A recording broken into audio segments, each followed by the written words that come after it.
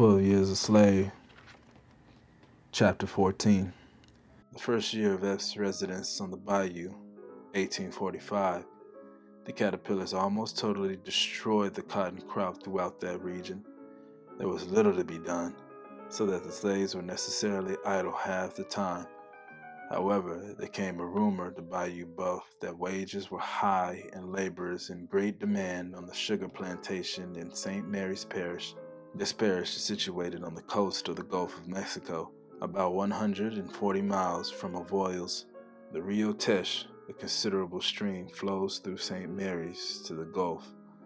It was determined by the planters on the receipt of this intelligence to make up a drove of slaves to be sent down to Tuckapaw in St. Mary's for the purpose of hiring them out in the cane fields.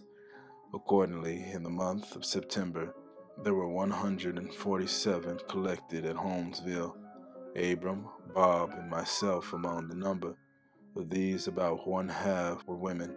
Epps, Alonzo Pierce, Henry Toller, and Addison Roberts were the white men selected to accompany and take charge of the drove. They had a 2-horse carriage and 2 saddle horses for their use. A large wagon drawn by 4 horses and driven by John, a boy belonging to Mr. Roberts, carried the blankets and provisions. About 2 o'clock in the afternoon, having been fed, preparations were made to depart. The duty assigned me was to take charge of the blankets and provisions and see that none were lost by the way. The carriage proceeded in advance, the wagon following. Behind this, the slaves were arranged, while the 2 horsemen brought up the rear, and in this order the procession moved out of Holmesville. That night we reached a Mr. McCrow's plantation, a distance of 10 or 15 miles, when we were ordered to halt. Large fires were built, and each one spreading his blanket on the ground laid down upon it. The white men lodged in the great house. An hour before, we were aroused by the drivers coming among us, cracking their whips and ordering us to arise. Then the blankets were rolled up, and being severally delivered to me and deposited in the wagon, the procession set forth again. The following night it rained violently. We were all drenched and clothes saturated with mud and water. Reaching an open shed, formerly a gin house, we found beneath it such shelter as it afforded. There was not room for all of us to lay down.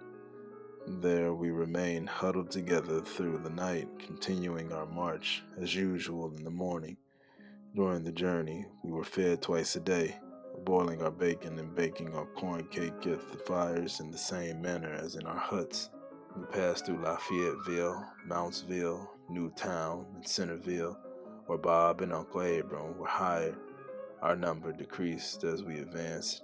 Nearly every sugar plantation required the services of one or more. On our route, we passed the Grand Coteau or Prairie, a vast space of level, monotonous country without a tree, except an occasional one which had been transplanted near some dilapidated dwelling. It was once thickly populated and under cultivation, but for some cause had been abandoned. The business of the scattered inhabitants that now dwell upon it is principally raising cattle. Immense herds were feeding upon it as we passed. In the center of the Grand Coteau, one feels as if he were on the ocean, out of sight of the land. As far as the eye can see, in all directions, it is but a ruined and deserted waste. I was hired to Judge Turner, whose large estate is situated on Bayou Sal, within a few miles of the Gulf. Bayou Sal is a small stream flowing into the Bay of Atchafalaya. For some days I was employed at Turner's in repairing his sugar house, when a cane knife was put into my hand, and with 30 or 40 others I was sent into the field. I found no such difficulty in learning the art of cutting cane that I had in picking cotton. It came to me naturally and intuitively, and in a short time I was able to keep up with the fastest knife. Before the cutting was over, however, Judge Turner transferred me from the field to the sugar house to act in the capacity of driver. From the time of the commencement of sugar making to the close, the grinding and boiling does not cease day or night. The whip was given me with directions to use it upon anyone who was caught standing idle. If I failed to obey them to the letter, there was another one for my own back. In addition to this, my duty was to call on and off the different gangs at the proper time.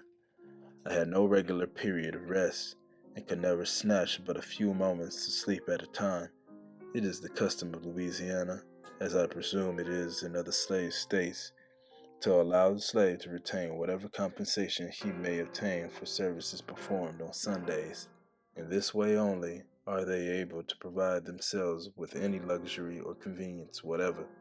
When a slave purchased or kidnapped in the North is transported to a cabin on Bayou Boeuf, he is furnished with neither knife, nor fork, nor dish, nor kettle, nor any other thing in the shape of crockery, or furniture of any nature or description. He is furnished with a blanket before he reaches there, and wrapping that around him, he can either stand up or lie down upon the ground, or on a board if his master has no use for it. He is at liberty to find a gourd in which to keep his meal, or he can eat his corn from the cob just as he pleases. To ask the master for a knife or skillet or any small convenience of the kind would be answered with a kick or laughed at as a joke. Whatever necessary article of this nature is found in the cabin has been purchased with Sunday money. However injurious to the morals, it is certainly a blessing to the physical condition of the slave to be permitted to break the Sabbath. Otherwise, there would be no way to provide himself with any utensils which seem to be indispensable to him who is compelled to be his own cook.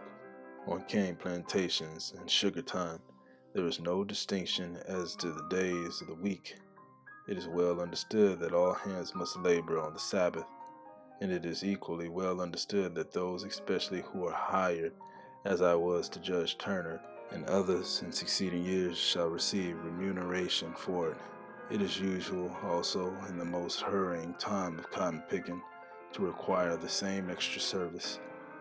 From this source, slaves generally are afforded an opportunity of earning sufficient to purchase a knife, a kettle, tobacco, and so forth. The females, discarding the latter luxury, are apt to expend their little revenue in the purchase of gaudy ribbons, wherewithal to deck their hair in the merry season of the holidays. I remained in St. Mary's until the 1st of January, during which my time's Sunday money amounted to $10. I met with other good fortune, for which I was indebted to my violin, my constant companion, the source of profit and soother of my sorrows during years of servitude. There was a grand party of whites assembled at Mr. Yarney's in Centerville, a hamlet in the vicinity of Turner's plantation. I was employed to play for them, and so well pleased were the merry makers with my performance that a contribution was taken for my benefit, which amounted to $17. With this sum in my possession, I was looked upon by my fellows as a millionaire. It afforded me great pleasure to look at it, to count it over and over again, day after day. Visions of cabin furniture, or water pails, or pocket knives, new shoes and coats and hats floated through my fancy, and up through all rose the triumphant contemplation that I was the wealthiest nigger on Bayou Boeuf. The vessels run up the Rio Teche to Centerville. While there, I was bold enough one day to present myself before the captain of a steamer and beg permission to hide myself among the freight. I was emboldened to risk the hazard of such a step from overhearing the conversation, in the course of which I ascertained he was a native of the North. I did not relate to him the particulars of my history, but only expressed an ardent desire to escape from slavery to a free state. He pitied me, but said it would be impossible to avoid the vigilant custom-house officers in New Orleans, and that detection would subject him to punishment, and his vessel to confiscation. My earnest entreaties evidently excited his sympathies, and doubtless he would have yielded to them, could he have done so with any kind of safety. I was compelled to smother the sudden flame that lighted up my bosom with sweet hopes of liberation, and turn my steps once more towards the increasing darkness of despair. Immediately after this event, the drove assembled at Centerville, and several of the owners, having arrived and collected the monies due for our services, were driven back to Bayou Boeuf. It was on our return while passing through a small village that I caught sight of Tibbets, seated in the door of a dirty grocery, looking somewhat seedy and out of repair. Passion and poor whiskey I doubt not have ere this laid him on the shelf. During our absence, I learned from Aunt Phoebe and Patsy that the latter had been getting deeper and deeper into trouble. The poor girl was truly an object of pity. Old Hog Jaw, the name by which Epps was called when the slaves were by themselves, had beaten her more severely and frequently than ever. As surely as he came from Holmesville elated with liquor, and it was often in those days, he would whip her, merely to gratify the mistress, would punish her to an extent almost beyond endurance, for an offense of which he himself was the sole irresistible cause. In his sober moments, he could not always be prevailed upon to indulge his wife's insatiable thirst for vengeance, to be rid of Patsy, to place her beyond sight or reach by sale or death, or in any other manner of late years, seemed to be the ruling thought and passion of my mistress.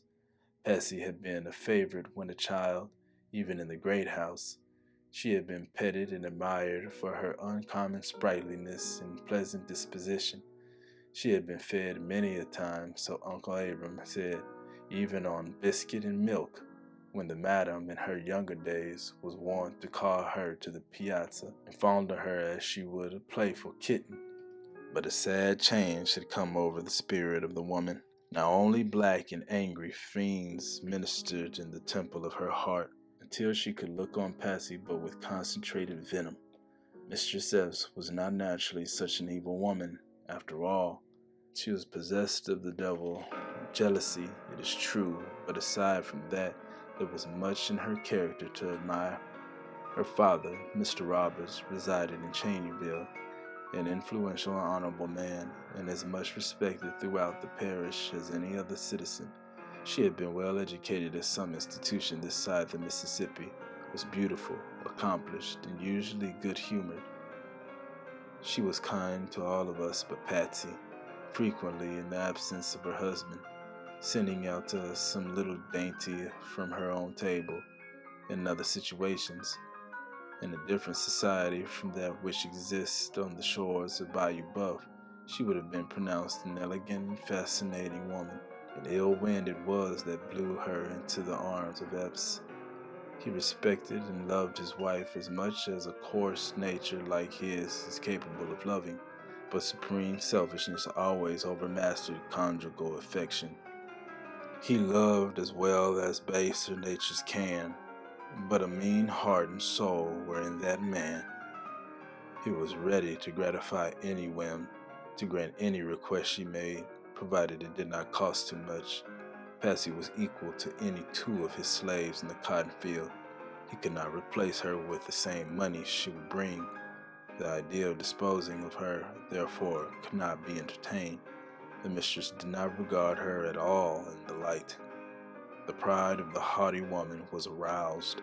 The blood of the fiery Southern boiled at the sight of Patsy, and nothing less than trampling out the life of the helpless bondwoman would satisfy her. Sometimes the current of her wrath turned upon him whom she had just caused to hate, but the storm of angry words would pass over at length, and there would be a season of calm again. At such times Patsy trembled with fear and cried as if her heart would break, for she knew from painful experience that if mistress should work herself to a red-hot pitch of rage, Epps would quiet her at last with the promise that Patsy should be flogged, a promise he was sure to keep. Thus did pride and jealousy and vengeance war with avarice and brute passion in the mansion of my master, filling it with daily tumult and contention. Thus, upon the head of Patsy, the simple-minded slave, in whose heart God had implanted the seeds of virtue, the force of all these domestic tempests spent itself at last. During the summer succeeding my return from St. Mary's Parish, I conceived a plan of providing myself with food, which, though simple, succeeded beyond expectation. It has been followed by many others in my condition, up and down the bayou, and of such benefit has it become that I am almost persuaded to look upon myself as a benefactor. The summer that worms got into the bacon, nothing but ravenous hunger could induce us to swallow it. The weekly allowance of meals scarcely sufficed to satisfy us. It was customary with us, as it is with all in that region, where the allowance is exhausted before Saturday night, or is in such a state as to render it nauseous and disgusting, to hunt in the swamps for coon and possum. This, however, must be done at night, after the day's work is accomplished. There are planters whose slaves for months at a time have no other meat than such as is attained in this manner. No objections are made to hunting, inasmuch as it dispenses with drafts upon the smokehouse, and because every marauding coon that is killed is so much saved from the standing corn.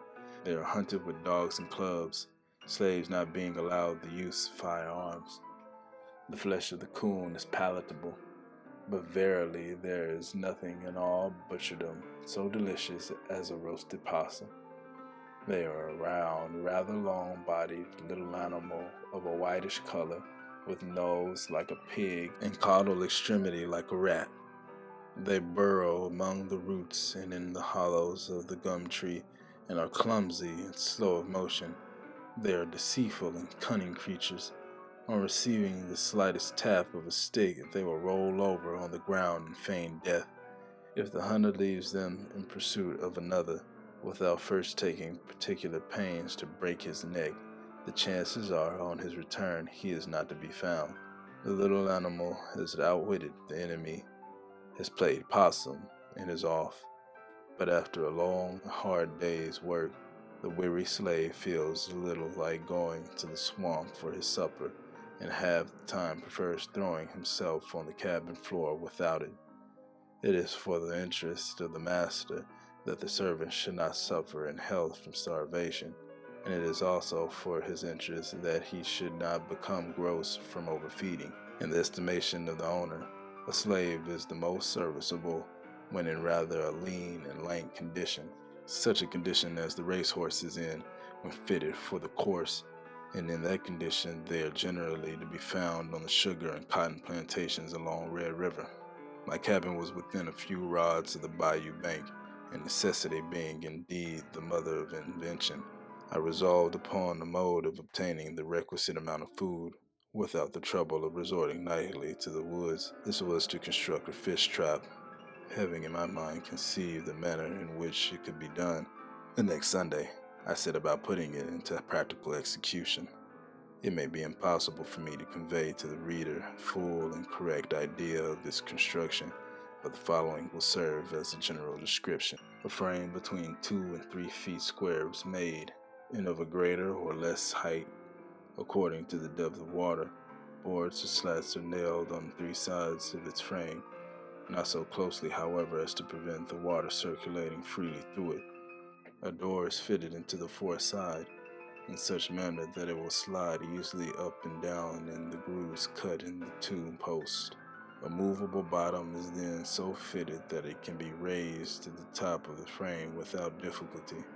In the center of the movable bottom, an auger hole is bored, and into this one end of a handle or rod stick is fastened on the underside so loosely that it will turn.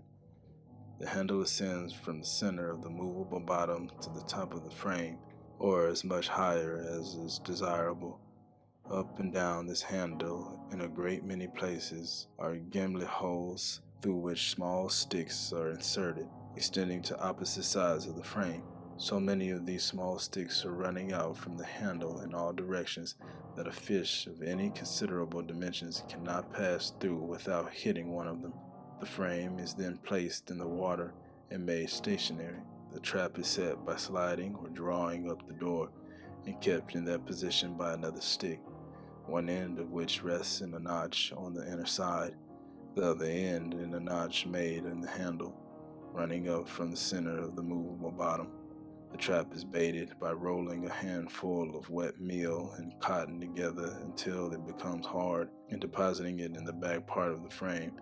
The fish swimming through the upraised door towards the bait necessarily strikes one of the small sticks, turning the handle, which displaces the stick supporting the door. The latter falls, securing the fish within the frame. Taking hold of the top of the handle, the movable bottom is then drawn up to the surface of the water and the fish taken out. There may have been other such traps in use before mine was constructed, but if there were, I had never happened to see one. Bayou Boeuf abounds in fish of large size and excellent quality, and after this time I was very rarely in want of one for myself or for my comrades. Thus a mine was opened. A new resource was developed, hitherto unthought of by the enslaved children of Africa who toil and hunger along the shores of that sluggish but prolific stream. About the time of which I am now writing, an event occurred in our immediate neighborhood which made a deep impression upon me and which shows the state of society existing there and the manner in which affronts are oftentimes avenged. Directly opposite our quarters, on the other side of the bayou, was situated the plantation of Mr. Marshall. He belonged to a family among the most wealthy and aristocratic in the country. A gentleman from the vicinity of Natchez had been negotiating with him for a purchase of the estate. One day a messenger came in great haste to our plantation, saying that a bloody and fearful battle was going on at Marshall's. That blood had been spilled, and unless the combatants were forthwith separated, the result would be disastrous. On repairing to Marshall's house, a scene presented itself that beggars description. On the floor of one of the rooms lay the ghastly corpse of the man from Natchez, while Marshall, enraged and covered with wounds and blood, was stalking back and forth, breathing out threatenings and slaughter. A difficulty had arisen in the course of their negotiation. High words ensued when drawing their weapons. The deadly strife began that ended so unfortunately.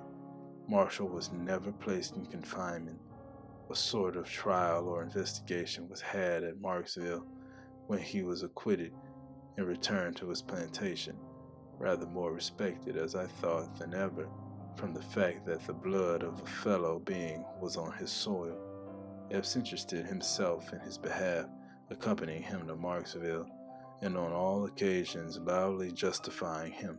But his services in this respect did not afterwards deter a kinsman of the same Marshall from seeking his life also. A brawl occurred between them over a gambling table, which terminated in a deadly feud. Riding up on horseback in front of the house one day, armed with pistols and bowie knives, Marshall challenged him to come forth and make a final settlement of the quarrel, or he would brand him as a coward and shoot him like a dog the first opportunity. Not through cowardice nor from any conscientious scruples, in my opinion, but through the influence of his wife, he was restrained from accepting the challenge of his enemy. A reconciliation, however, was effected afterwards, since which time they have been on terms of the closest intimacy. Such occurrences, which would bring upon the parties concerned in the merited and condign punishment in the northern states, are frequent on the bayou, and pass without notice, and almost without comment.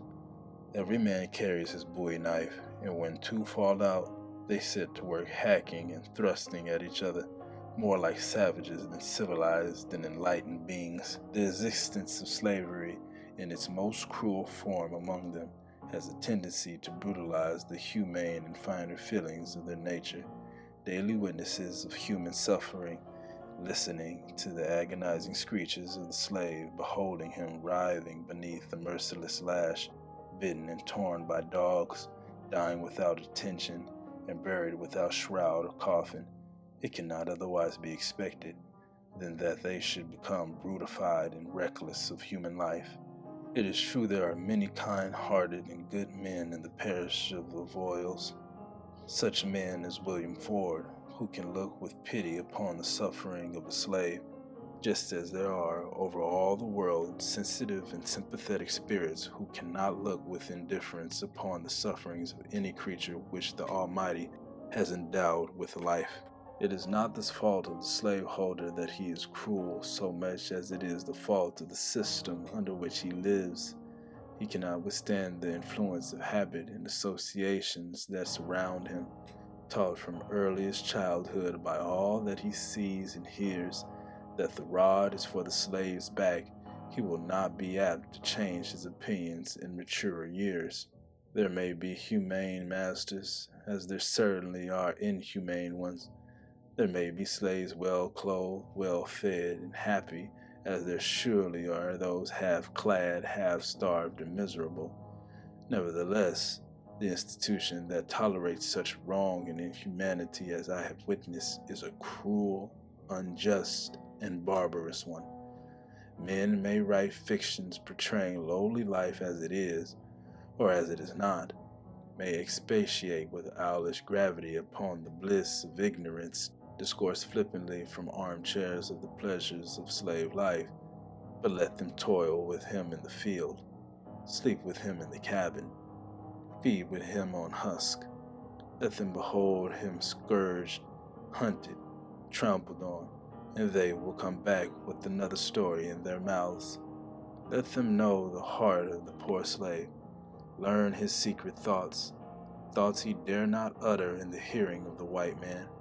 Let them sit by him in the silent watches of the night, converse with him in trustful confidence of life, liberty, and the pursuit of happiness, and they will find that 99 out of every 100 are intelligent enough to understand their situation and to cherish in their bosoms the love of freedom as passionately as themselves.